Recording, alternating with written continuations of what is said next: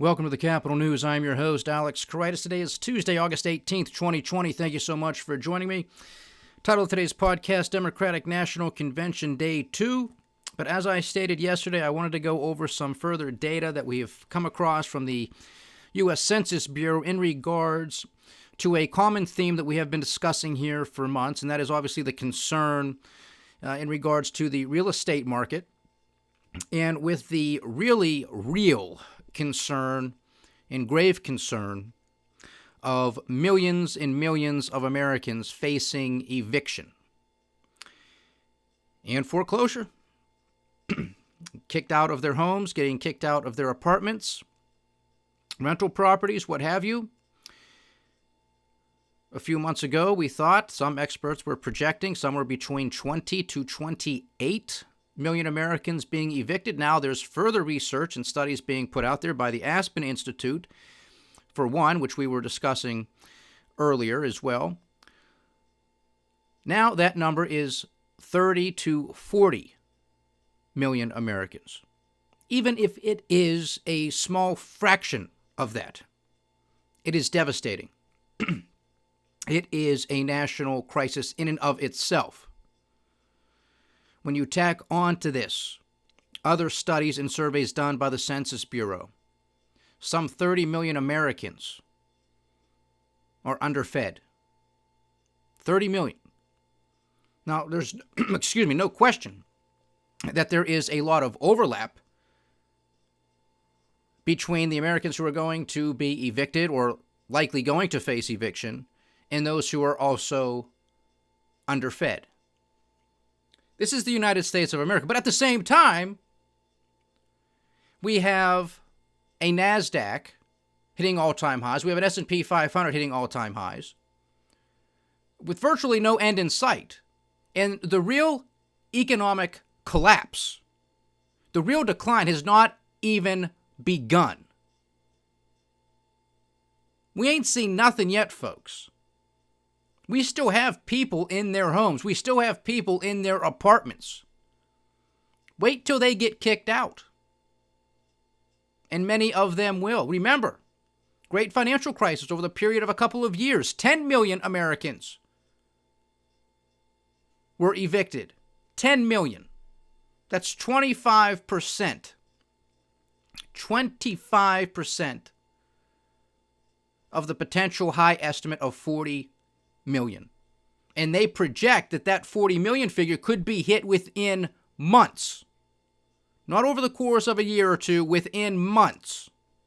That's how devastating this is. Yet, because of all of the funny money being printed, because we're a banana republic, and congratulations, by the way, national deficit, annual deficit, the actual, not the official BS that they give you, but the actual, $4,179 billion as of right now.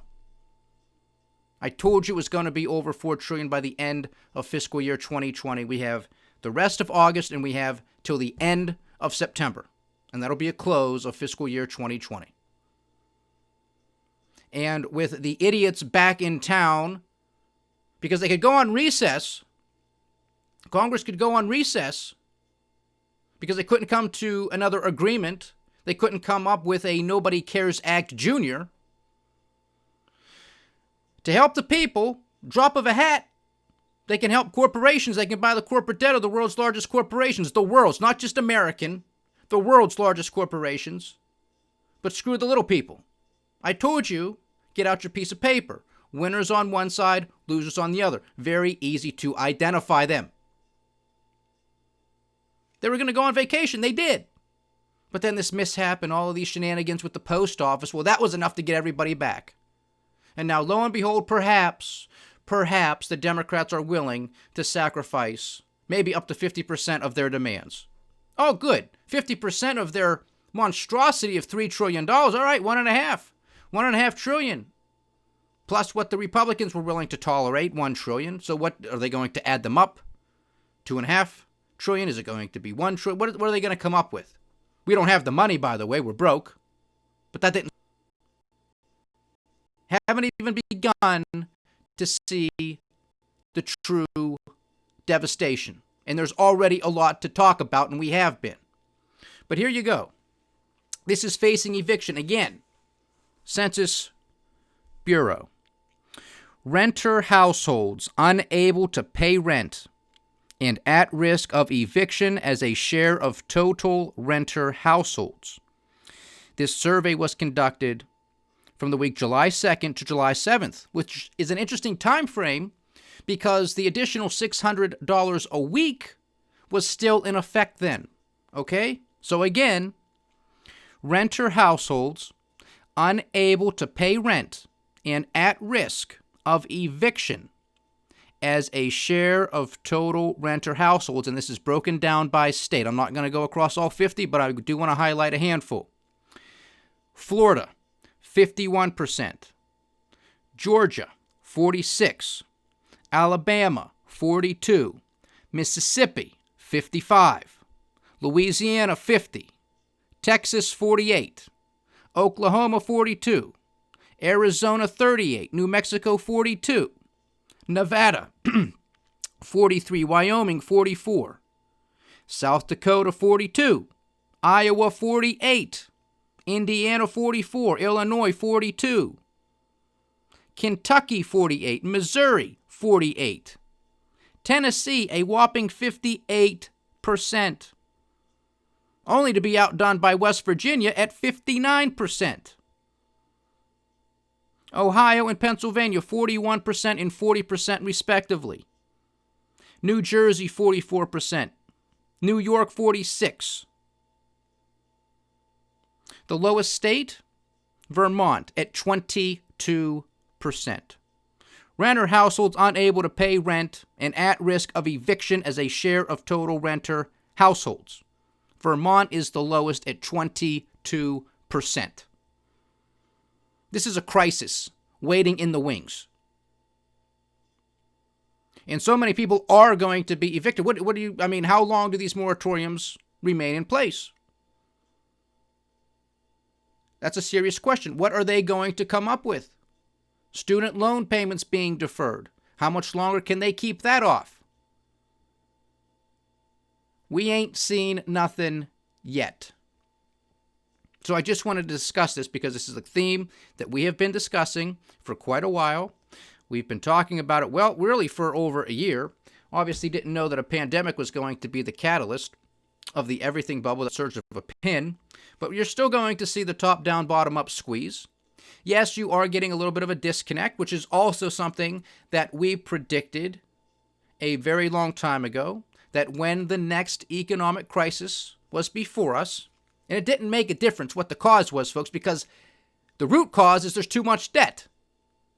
I said there is going to be a disjoining.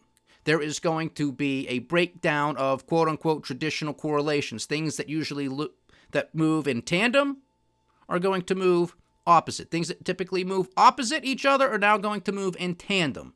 Well, typically when you see massive unemployment, you see housing really start to collapse. Well, because this pandemic is scaring people out of cities, you have this rush to the suburbs, to rural areas, bidding up the prices for these homes. You also have, because of this, demand for new home construction. How long is this going to last becomes the question. But you have all of that real estate that has been built up in major cities, not just across this country, but across the world, that has yet to fully be felt across the economic and financial system globally. That is still waiting in the wings. The massive wave of insolvencies that is waiting in the wings. The evictions that are waiting in the wings. And with it, the social unrest, the protests, and unfortunately they will turn violent in some areas. You're going to get the violent riots. This is just beginning. And you're not going to hear any of this, maybe very little if we're lucky, but very little from the three-ring circus that is going to be the Democratic National Convention and the Republican National Convention. These are both three-ringed circuses. I hope I did a good job last night trying to keep this audience focused on the fact that these are political machines. This is divide and conquer in your face. They want you to cry, they can make you cry. They want you to laugh, they'll make you laugh. They want you frustrated, they'll get you frustrated. They know how to do it. But none of these jokers at the top of the ticket and none of the idiots in Congress are going to solve these problems. They've created them. They are making them worse. You can at least say, well, in this three-ring circus, at least the Democrats are dressed like clowns because their policies are pretty laughable. They are unaffordable, unsustainable, but at least they're trying to pay for them. At least they're going to tell you, yeah, we're going to raise some taxes here. We're going to do X, Y, and Z. And they think that that's the proper rule of government. Republicans, on the other hand, they're dressed up like adults, but they're clowns too. So at least there's somewhat of a genuineness to the Democrats that lacks with the Republican Party. Because the Republican Party is just a bunch of lip service.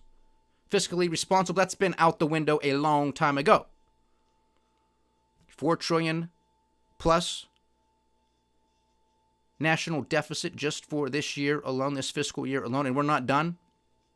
Give me a break. It's laughable. I don't know how anybody can take them seriously. They're just dressed up in suits, but they should be in clown suits too, because they're a joke. They're not standing up for this country. They're not standing up for the principles they claim to believe in. Not even close. So stay focused on the core issues that we talk about here every single day. Where's the outcry from the Democrats thus far in 2 full days of their Democratic National Convention of bailing out corporate America? It's nowhere to be heard. Nowhere to be heard. What they are attempting to do, as we discussed yesterday with the continuation today, we'll see what happens tomorrow and Thursday. But what they are attempting to do, and I do think, again, putting on my political analyst hat, that it is a smart strategy to show, obviously, the contrast in personality and character between Joe Biden and Donald Trump, because there is a big difference. You may not like it, but it is what it is, so to speak. Because that seems to be the catchphrase now. It's what Donald Trump wants to say. He got burned on it by Michelle Obama. Bill Clinton had his little speech today, also hitting Donald Trump with the is what it is statement, because Donald Trump was interviewed recently, and in response to the number of deaths attributed to coronavirus, the president said, well, it is what it is. And we're going to get to some of that. But the Democrats, and I think smartly, at least thus far, they are not going after the Republican Party like you might typically see. Hammering them, the Republican Party. Now they're just hammering Donald Trump. You had John Kasich on there, the former Republican congressman and governor from Ohio, giving remarks yesterday. You had former Secretary of Defense and Senator Chuck Hagel making comments today. You had a video with the late Senator John McCain, sort of highlighting the friendship between McCain and Biden. You have former Secretary of State Colin Powell advocating and endorsing Joe Biden. Now, of course, you can say, well, Colin Powell's been off the train for a long time. Chuck Hagel was in the Obama administration as well. You can say these guys don't really care. They've left the Republican Party. You can make that argument. I think some of them would say differently, but okay, you can think what you want. But understand the underlying strategy here by the Democrats. They are saying, look, Republicans, you can come to this party. We can work together. I'm not saying I agree with this, folks. I'm not saying they're jokers at the end of the day. I am just giving my analysis of what is going on here as to how the masses of people are likely going to respond to this, or how they are trying to get the masses of people to respond to this campaign and to this strategy from the DNC. They want Republicans to understand it's okay to vote for a Democrat. It's okay to vote for Joe Biden because Joe Biden is endorsed by Republicans. Joe Biden has worked with Republicans We don't despise the Republican Party. We just really don't like Donald Trump. He's not the guy for this job. He's in over his head. He can't rise to the occasion. But you can come to our party. You can vote for Joe Biden. You can do that. And we can unite this country once again. Now, if you want to buy into that, be my guest. But Joe Biden has been there for 40 years. A lot of the divisiveness that exists today was in existence during the Obama term as well. Not to this degree. It is getting worse. It has continuously gotten worse year by year. Now, legitimate argument is this is not Donald Trump's fault, but he ain't making it better. Not even close. And I think that argument will resonate with a lot of people who say, okay, I gave Donald Trump a chance. He is not rising to the occasion for this very reason. Everybody knows that the country is divided. And everybody knows that the president fans the flames. So that could be the tipping point. And again, this is more, in my opinion, at least at this juncture, a referendum on Donald Trump. Do you want him for another 4 years or do you not? Now, over the next couple of days, maybe this convention will sway people to think, you know what, I really didn't take a hard look at Joe Biden, but he actually might be the guy for this job. He might be the guy who can do it.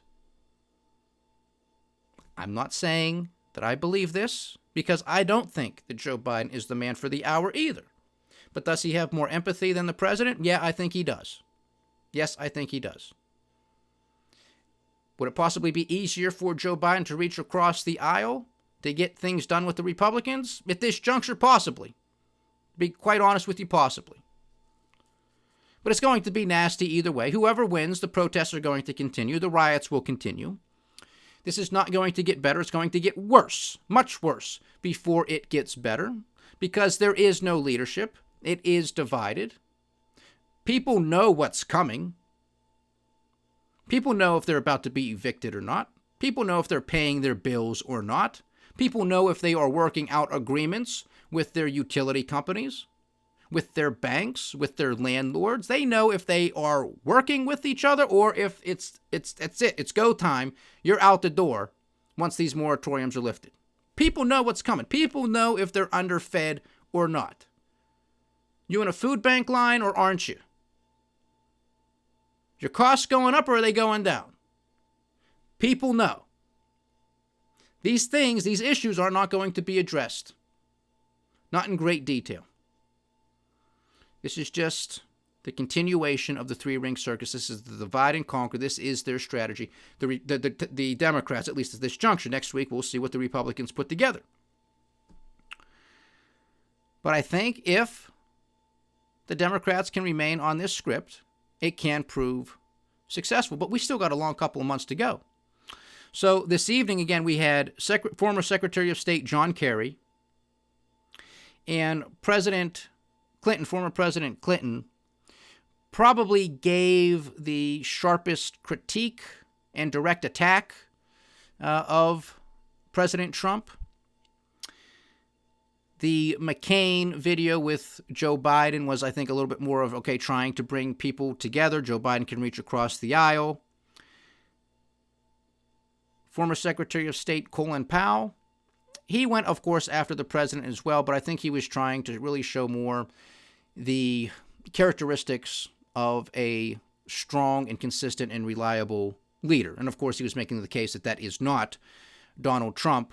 But his critique, I don't think, was as sharp-tongued as was Kerry's and Clinton's.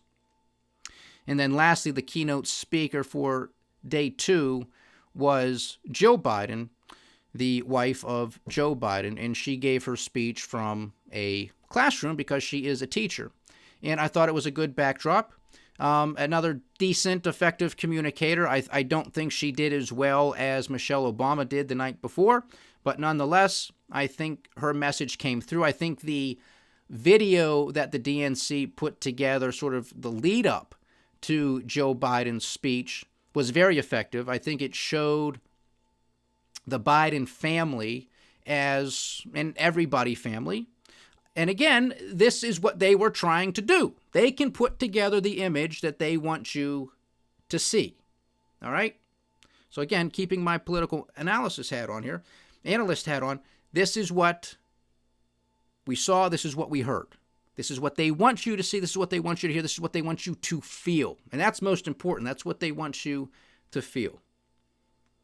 Joe Biden, that family, the Biden family could be my next door neighbors. Now, how many people could necessarily say that about the Trump family being in the penthouse on Fifth Avenue? That's a difference. That's a big difference.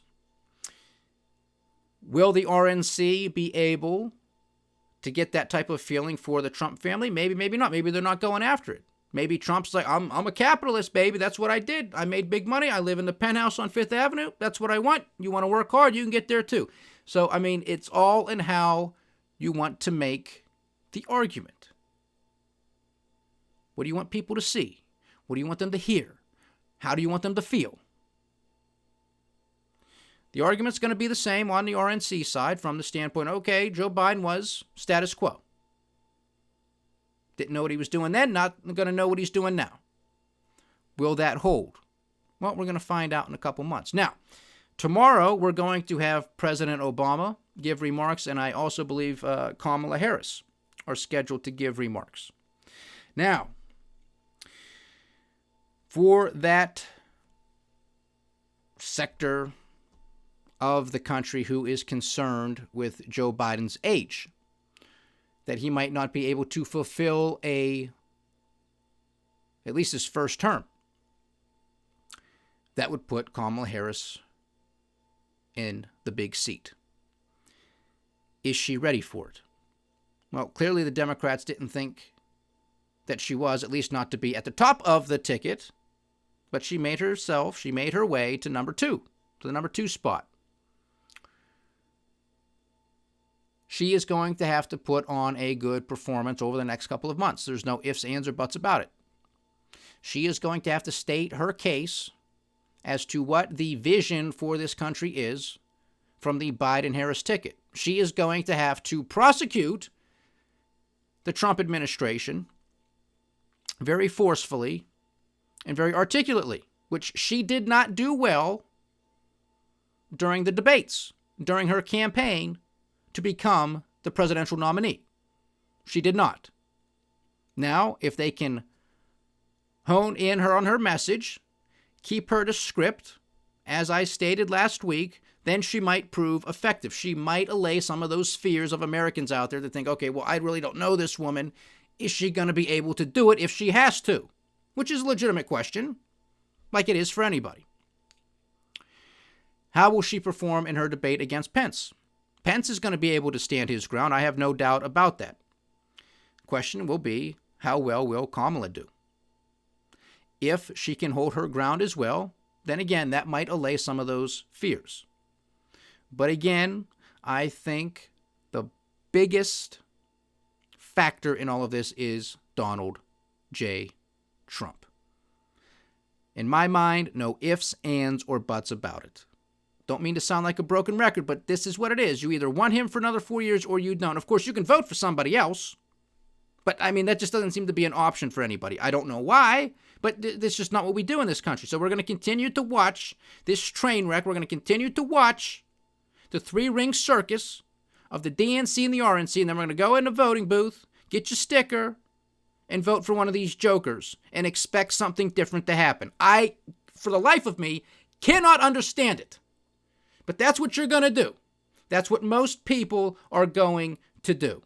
And we're going to be back here another 4 years. National debt's going to be over 30 trillion. Deficits are still going to be multi-trillion per year. Unfunded liabilities will be through the roof. God only knows where the stock market will be. God only knows how many people will be evicted, starving, protests, riots, civil wars. I mean, they're all continuing, by the way. Everything is heating up. You'll be scratching your head. I can't figure it out.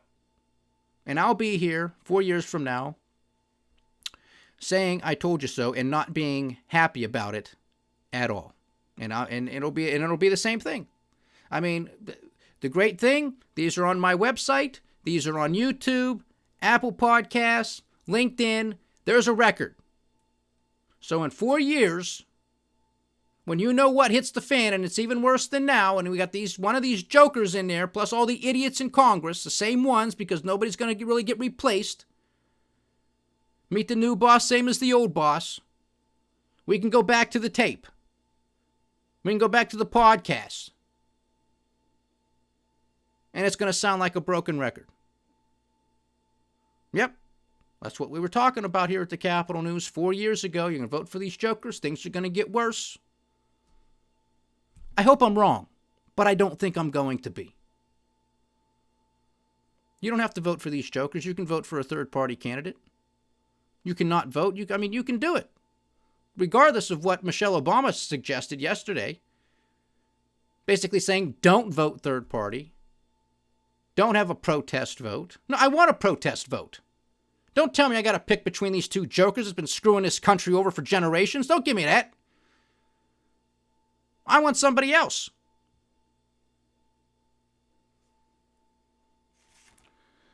What else do we have here to wrap this up?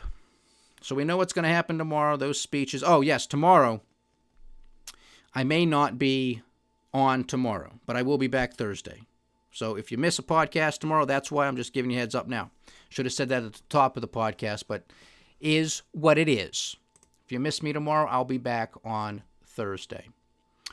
Some other market performance, and that's how we'll round out today's podcast. Japan exports tumble again. Japan's exports fell 19.2% from a year earlier to Japanese yen of 5.37 trillion in July, compared with market consensus of a 21% drop after a 26.2% fall in the previous month. It was the fifth straight month of double-digit declines as the coronavirus pandemic took a heavy toll on global demand.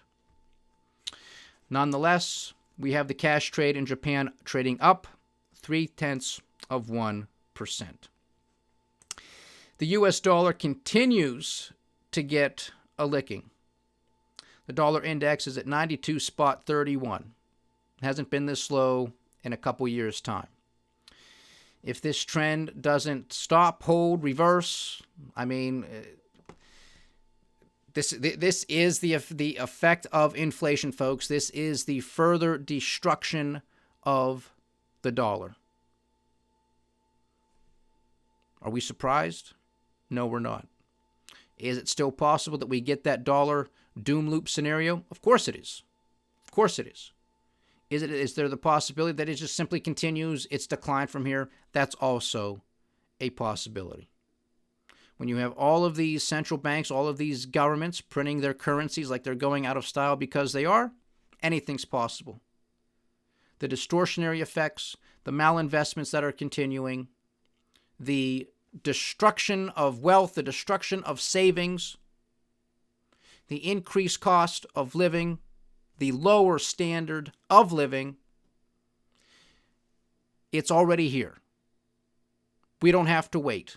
It's already here.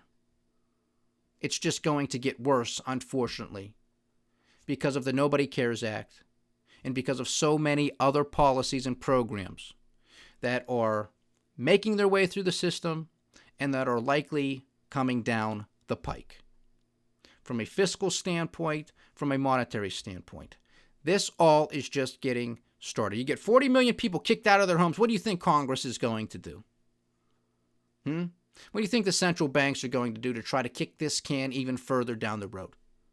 That's all it is, trying to delay the inevitable. They know what's coming. There's just no leadership. There's just no honesty. That's why this country is divided. That's why this country is in decline. Because the people know the truth. They can feel it. They might not be able to root cause everything, but they know something's amiss. Big time.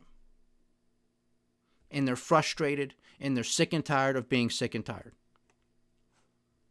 As they should be.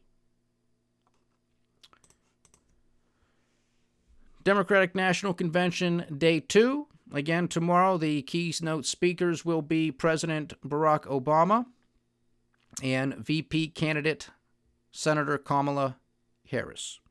I will most likely be off, but I will conduct my analysis on Thursday. And of course, Thursday, we will get initial jobless claims, continuing claims, the Federal Reserve's balance sheet, which we will also be discussing on Thursday. So enjoy your day, and I'll catch you back next time. Stay diversified, stay vigilant, and stay with the Capital News. I am Alex Koritis. Godspeed.